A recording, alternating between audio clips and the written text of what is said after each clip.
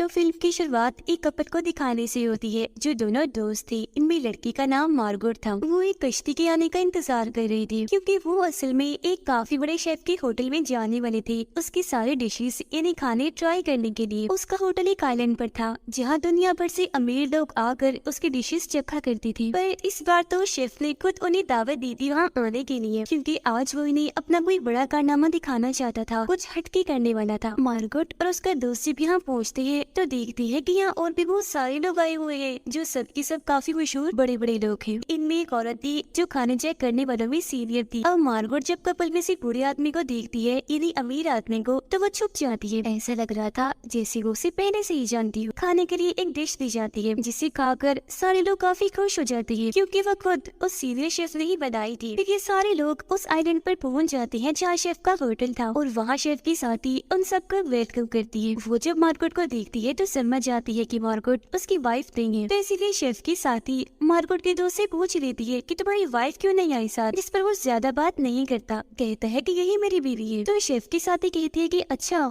ये तुम्हारी बीवी है, वैसे मैं जानती हूँ कि तुम्हारी बीवी तो नहीं है, पर आपकी मर्जी है, अगर आप उसकी जगह इसीलिए आई है तो कोई मसला नहीं है। इसके बाद उन सभी को आगे ले जाया जाता है जहाँ ये लोग उस होटल में जा रही थी। शेफ की साथियों ने इस पूरी जगह का टूर देती है, मतलब हर जगह दिखाती है। रास्ते में ही उन्हें शेफ का घर दिखता है जो बंद था। सब उससे पूछते हैं कि ये क्या है, जिस पर वो बताती है कि ये शेफ का घर है, पर यहाँ पर किसी को भी जाने की इजाजत नहीं है, चाहे कोई कस्टमर हो या वर्कर, कोई भी यहाँ नहीं जा सकता। सीनियर शेफ भी आ जाता है जो बाकी के शेफ्स को बता रहा था कि कैसे कैसे करना है, मतलब कौन सी डिश कैसे पकानी है। अब उसे देखकर सारे ही लोग काफी खुश हो जाते हैं क्योंकि वो बहुत ही बड़ा शेफ था। सीनियर शेफ काफी अजीब तरह से मार्गोट को देखने लगता है क्योंकि वो जानता था कि मार्गोट हमारे मेहमानों की लिस्ट में नहीं थी, पर वो फिर भी आ गई। फिर शेफ सबके सामने जाता है और कहता है कि आज रात की सबसे पहली डिश मैं आपको पेश करने वाला हूँ, पर हाँ वो डिश आप पूरी पेट भरकर मत खाइएगा, बस आपने उसे चखना है और बताना है कि वो कैसी बनी है, क्योंकि उसके अलावा हमारी बाकी और भी काफी सारी डिशेस हैं। उसे खाते ही सारे लोग आपस में बात करने लगते हैं और हम देख पाते हैं कि शेफ बड़ी बारीकी से, बड़े गौर से उन सबकी बातें सुन रहा है। फिर शेफ दूसरी डिश तैयार करवाने लगता है जिसमें ब्रेड पे शामिल होनी चाहिए थी, पर शेफ उनसे कहता है कि आज मैं कुछ अलग करने वाला हूँ, बगैर ब्रेड के मैं आपको वो डिश दूंगा जिसको खाकर आप बताएंगे कि वो कैसी लगी। जो 3 बिजनेसमैन थे वो शेफ की साथी को अपने पास बुलाती है और उससे ब्रेड मांगती है, तो वो कहती है कि आपने सुना नहीं, शेफ ने ब्रेड देने से मना किया है और अगर उनका हुक्म है तो ब्रेड आपको नहीं दी जाएगी। तो वो आदमी कहता है सुनो मेरी बात लड़की, मैं तुम्हें वो सारे पैसे दूंगा, बस तो मुझे ब्रेड ला दो। जो सुन वो फिर भी इनकार ही करती है, जिस पर तीनों ही काफी हैरान रह गई थी ये सोचकर कि आखिर यह सब कुछ शेफ की मर्जी से ही क्यों हो रहा है। अब शेफ जब देखता है कि मार्गोट ने कुछ नहीं खाया तो वो पास जाकर पूछता है कि आखिर तुम कुछ क्यों नहीं खा रही हो। तब मार्गोट उसे कहती है कुछ खाने के काबिल है यहाँ पर, अगर कुछ खाने के लायक होता यहाँ तो मैं क्यों नहीं खाती, मैं तुम्हारा खाना नहीं खा सकती। अब ये सुनकर शेफ को काफी अजीब लगता है, वो गुस्से में वहाँ से जाने लगता है क्योंकि वो चाहता था कि मेरा खाना हर कोई खाए जो यहाँ पर आया हुआ है। उसके जाने के बाद मार्गोट बूढ़े आदमी को काफी गौर से देखने लगती है। तब उसकी वाइफ ने भी ये चीज नोट कर ली होती है कि मार्गोट मेरे हस्बैंड को एक नजर देख रही है, इसीलिए वो अपने हस्बैंड से पूछ लेती है कि आखिर वो लड़की तुम्हें इतने गौर से क्यों देख रही है। तब बूढ़ा आदमी कहता है कि मुझे क्या पता, मैं भी नहीं जानता वो ऐसा क्यों कर रही है। आगे वो बताता है कि हमारी अगली डिश भी तैयार है जिसमें आप सबकी अच्छी और बुरी यादें हैं। इतना कहते ही वो डिश सबको सर्व की जाती है जो एक तरह की रोटी जैसी लग रही थी जिसके ऊपर उन सब लोगों के बारे में कुछ न कुछ लिखा हुआ था, तस्वीरें भी बनी हुई थी। उस डिश पर बूढ़ी औरत अपने हस्बैंड की तस्वीर देखती है, बल्कि एक लड़की थी उसके साथ। ये देखकर उसे गुस्सा आता है, अजीब भी लगता है। वो अपने हस्बैंड से पूछती है कि आखिर ये लड़की कौन है, जिस पर बूढ़ा आदमी कहता है कि मुझे नहीं पता, मैं नहीं जानता कि ये कौन है। अब इनकी तरह ही बाकियों की डिश पर भी कुछ न कुछ बना हुआ था जो सबके राजों से पर्दा हटा रहा था, जिससे वहाँ खुशी का माहौल खराब होने लगता है। ये चीज उन लोगों को जरा भी पसंद नहीं आती, इसीलिए वो इसके खिलाफ आवाज उठाने का फैसला करती है। लेकिन तभी मार्गोट वॉशरूम जाने के बाद खिड़की खोलकर खुद सिगरेट पीने लगती है। खिड़की से बाहर वो शेफ की साथी को देखती है जिसके पास काफी बड़े बड़े पंख थे। अभी वो ये देख ही रही थी कि तभी यह शेफ आ जाता है जो उससे बात करने ही आया था। वो मार्गोट से पूछता है कि आखिर तुम मेरी डिशेस ट्राई क्यों नहीं कर रही हो, जिस पर वो कहती है कि ऐसे भी मेरा दिल कुछ भी खाने को नहीं कर रहा, बस यही बात है और कुछ नहीं है। ये सुनकर शेफ पूछता है कि अब तुम मुझे अपनी असली पहचान बताओ कि आखिर तुम कौन हो, मैं पता लगवा कर ही रहूंगा कि आखिर तुम कौन हो।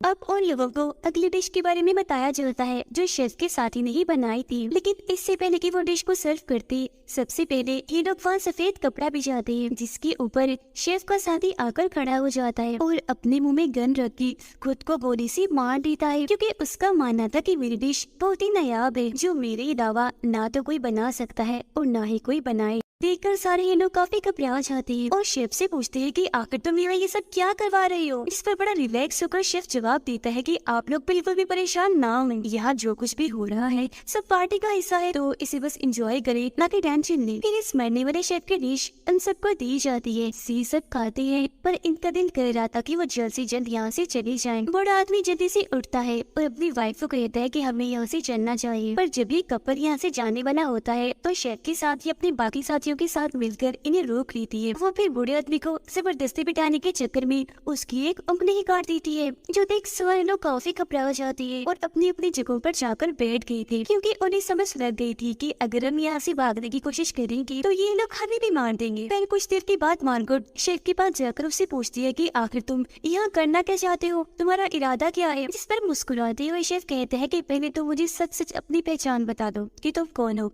तब मैं भी बता दूंगा कि मेरा प्लान क्या है। तब वो कहती है कि बताया तो था, मेरा नाम मार्गोट है। जिस पर फौरन शेफ बोलता है कि नहीं, तुम मार्गोट नहीं हो सकती, तुम यहाँ आने वाले मेहमानों की लिस्ट में शामिल नहीं थी, बल्कि तुम्हें उस लिस्ट में जानबूझकर डाला गया है। तुम्हारी जगह किसी और ने आना था पर उसकी जगह लेकर तुम यहाँ आ गई। तुम हमारे प्लान का हिस्सा नहीं हो तो मजबूरन हमें भी अपना प्लान बदलना पड़ रहा है। और तुम्हें एक जरूरी बात बताना चाहता हूँ, आज यहाँ आए सारे लोग मारे जाएंगे, हम भी और मेहमान भी। अब जाहिर है तुम भी यहाँ आई हो तो मारे ही जाओ। बस अब तुम्हें ये फैसला करना है कि तुम हमारे साथ मरोगी या कस्टमर्स के साथ मरना पसंद करोगी। अब ये सुनकर मार्गोट काफी परेशान हो जाती है। शेफ सब के पास आकर बताता है कि कैसे आप सब लोग हमारी डिशेस को भूल जाया करती है। हर साल आप लोग छुट्टियां मनाने के लिए आते हैं पर आपको हमारी एक भी डिश याद नहीं रहती, और अब मैं एक एक करके आप सब को मार डालूंगा, क्योंकि मैं जानता हूँ कि कुकिंग करना, खाना बनाना कितना मुश्किल है। ये काम इतना आसान नहीं है जितना आप लोगों ने समझा हुआ है। उसकी ये बात सुनकर तीनों बिजनेसमैन फौरन उठ जाते हैं और शेफ से कहते हैं, तुम जानते भी हो हम कौन है, यहाँ का जो मालिक है वो हमारा दोस्त है, उसे कहकर हम तुम्हें यहाँ से निकलवा सकते हैं। जो सुनकर शेफ कहता है, अरे भाई इतनी मेहनत क्यों करोगी तुम, इसकी जरूरत नहीं पड़ेगी। इतना कहकर होने खिड़की से बाहर देखने का कहता है, और जब वो बाहर देखते हैं तो उधर यहाँ का मालिक था, उसके पीछे शेफ ने बड़े बड़े पंख लगाए हुए थे और अब सबकी नजरों के सामने वो उसी नदी में डुबोकर मार देती है, जो देखकर सारे लोग काफी डर जाते हैं। उन्हें समझ लग गई थी कि शेफ खतरनाक भी है और पागल भी। थोड़ी देर बाद मार्गोट शेफ के पास जाती है उससे बात करने के लिए। वो कहती है कि तुम बिल्कुल सही कह रही थी, हाँ मेरा नाम मार्गोट नहीं है पर मुझे सच में यहाँ नहीं होना चाहिए था। जो सुन शेफ कहता है, छोड़ो इन बातों को, बस ये बताओ कि तुम किसके साथ मरना पसंद करोगी। मार्गोट कहती है, मुझे और सोचने का टाइम चाहिए। इसके बाद शेफ उन सबको बाहर लेकर जाता है, सबको कहता है कि मैं आप लोगों को यहाँ से भागने का एक मौका दे रहा हूँ। जिसने अपनी जान बचानी है वो खुद को छुपा नहीं यहाँ पर, लेकिन अगर मेरे वर्कर्स ने आप लोगों को पकड़ लिया तो आपको वापिस आना पड़ेगा।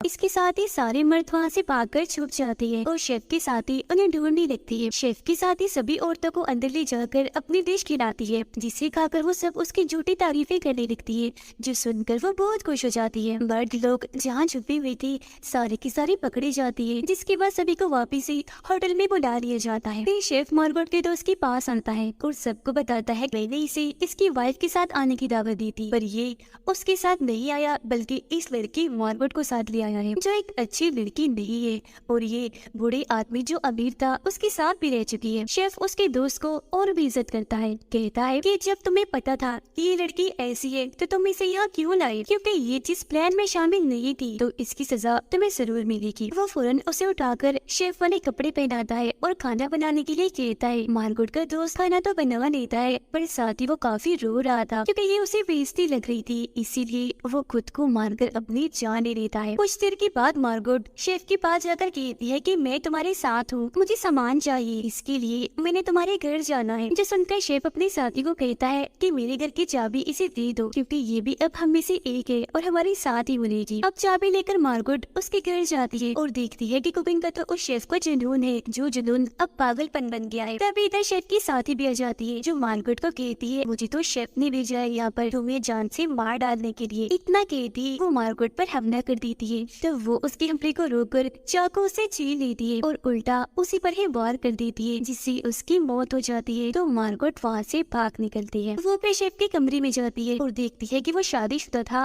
और उसकी एक बच्ची भी थी और शेफ को चीज बर्गर बनाना बहुत पसंद था। वो सबसे ज्यादा वही बनाया करता था। उसे यहाँ एक रेडियो भी दिखता है जिसके जरिए वो मैसेज भेजती है ताकि कोई उनकी मदद करने के लिए यहाँ आ सके। मार्गोट जब वापस आती है तो शेफ उसके हाथों पर खून लगा हुआ देखता है।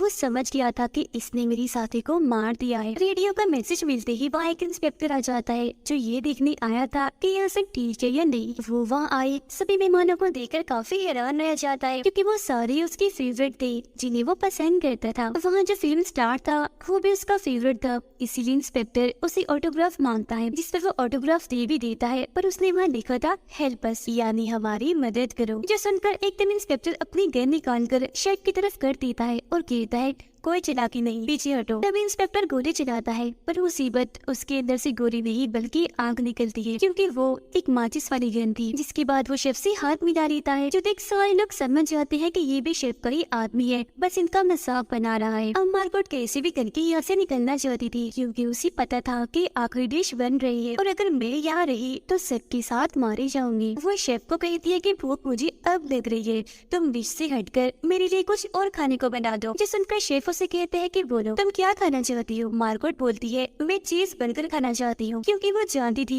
कि शेफ को चीज बर्गर बनाना इसीलिए पसंद है क्योंकि उसकी बेटी बड़े शौक से खाती थी। और ये बात मार्गोट को तब पता चली जब वो शेफ के घर पर गई थी। शेफ मार्गोट के लिए बड़े प्यार से चीज बर्गर बनाकर लाता है क्योंकि उसने फरमाइश चुकी थी। वो कहती है कि तुम्हारा बर्गर इतने मजे का है कि एक बाइट खाने से मेरा पेट भर गया है। तुम ऐसा करो बाकी की डिशेस और बर्गर्स पैक कर दो, मैं अपने घर ले जाऊंगी। ये सुनकर शेफ ऐसे ही करता है, कुछ डिशेस और बर्गर पैक करके उसे दे देता है जो लेकर मार्गोट फौरन वहाँ से निकल जाती है। शेफ भी उसे नहीं रोकता, उसे जाने देता है, इसीलिए जाने दिया क्योंकि वो पहली थी जिसने उसके डिश की इतनी तारीफ की थी क्योंकि वो शेफ यही चाहता था कि हर कोई उसके डिशेस को खाए और हमेशा उसे याद रखे, अच्छी बुरी हर डिशेस को लोग पसंद करें। जिसके बाद वो बाकी बचे मेहमानों को अपनी आखिरी डिश सर्व करता है जिसे वो जमीन पर ही फैला देता है। चॉकलेट की बनी टोपियाँ वो सबको पहनाकर वहाँ आग लगा देता है जिससे वो सारी चॉकलेट पिघलकर उनकी आंखों में जाने लगती है। फौरन बाद ही वहाँ एक काफी बड़ा धमाका हो जाता है क्योंकि वहाँ बॉम्ब्स भी लगाए हुए थे जिसमें सारे की सारी मारे जाती है। उधर मार्गोट इंस्पेक्टर की कश्ती लेकर निकल जाती है। वो जब आग जलती हुई देखती है तो बड़ी